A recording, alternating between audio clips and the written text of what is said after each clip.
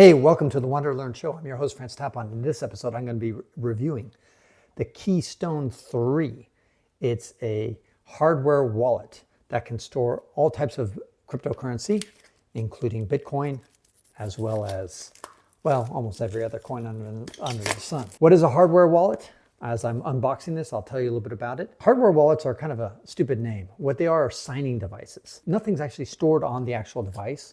All that's stored is your ability to sign or send money. So you don't need it to receive money, really. If it gets lost, you can always recover things because everything that's Bitcoin or cryptocurrency is in the cloud. But you do need to sign transactions. You can't sign it with your phone or with your PC. You have to have this bad boy device, assuming you set up your account using this. You're going to get a 24-word seed phrase. You have the option to have 3. And that's one of the advantages of this product. In fact, I'm going to be going over 10 different things about this product. 7 of them are good, 3 of them are bad. You do get a USB cord with the device. You have this manual that you're going to get with the device in various languages, how to add a wallet and all that kind of good stuff. They give you places where you're going to write down your seed phrase. And you have multiple cards, which is nice. Again, this is what you need to do. Some people say like, well, what if the battery cannot be replaced? What if the battery dies out? It's okay. You write your 24-word seed phrase. It doesn't matter if you lose your entire device or if it gets broken or never boots up again or somebody steals it. You can always recover your account by using your 24-word seed phrase. This is true with all hardware devices, by the way. Apparently, you can turn the packaging into a drawer by using this little sticky thing. So somehow you put like a hidden drawer underneath your desk, and you use the sticky device so you can slide it in and out. Ooh, kind of James Bond style. Anyway, for those who like that level of geekiness. So let's go into the number one thing. It's the Keystone 3. 3 because there are 3 elements, security elements that are built into this device. That's unusual. Usually there's only 1 security element. These guys really value their security, and that's why they're doing it, by the way, as I'm opening it here. The second thing that's really cool, and where the number 3 comes in, is the fact that you have 3 seed phrases that you can have all on this one device. That's pretty good because most places, they only allow you to have 1. So if you get like a ledger or a cold card, you're only going to have 1 seed phrase. And here it is, by the way, I'm pulling it out. You can see the size of it. It's a bit bigger than a cell phone, sorry, a bit smaller than a cell phone. And one of the other cool features is that it's got a fingerprint sensor on the back, and then it's got a camera as well on the back. So this is going to be useful for scanning QR codes when you want to send a cryptocurrency to somebody. Third thing that I would say that I like about it is the fact that you have a Bitcoin only option. When you upgrade the firmware, and by the way, you should upgrade the firmware as soon as you get the device, is that you have an option to make this a Bitcoin only wallet. Now, why would you want to do that? Why not receive any cryptocurrency under the sun? Well, because the more cryptocurrencies you accept on your hardware device, you're opening yourself up to more vectors of attack. And you'd rather, if you just accept Bitcoin, Bitcoin's so simple, so basic, it's really hard to kind of break in.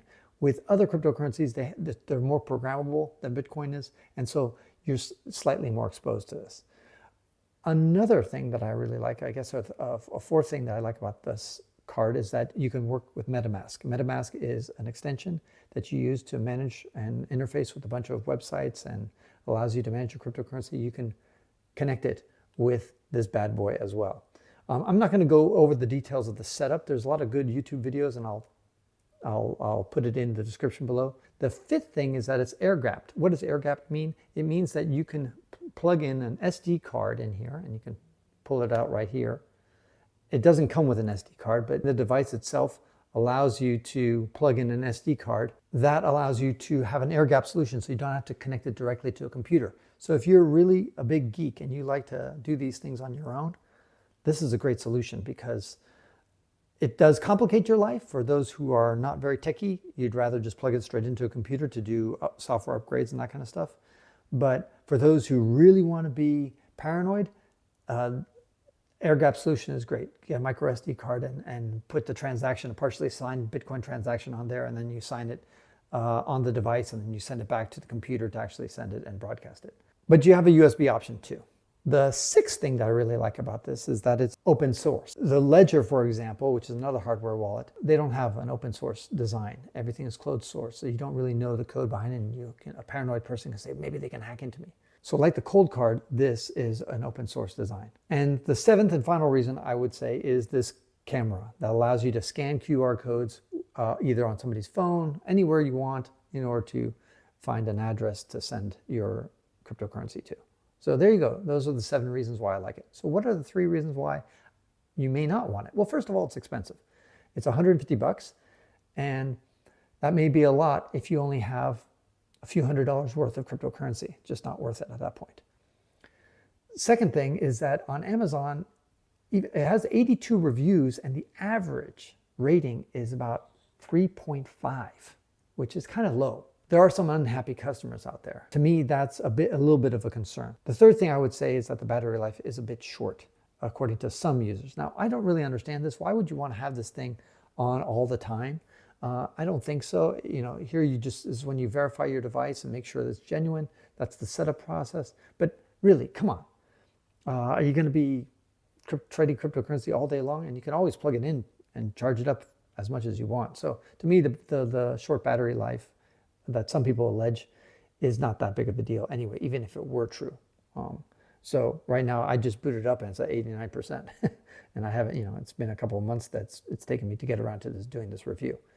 So I'm going to add more information in the show notes to tell you a little bit more about my experiences when I actually use it on a day-to-day basis. But to me, it's a promising hardware device, affordable, it's cheaper than the Ledger, and bigger screen, nicer, more functionality for a similar price point. So if you're looking for a good value, the Keystone 3 Pro is where you want to go.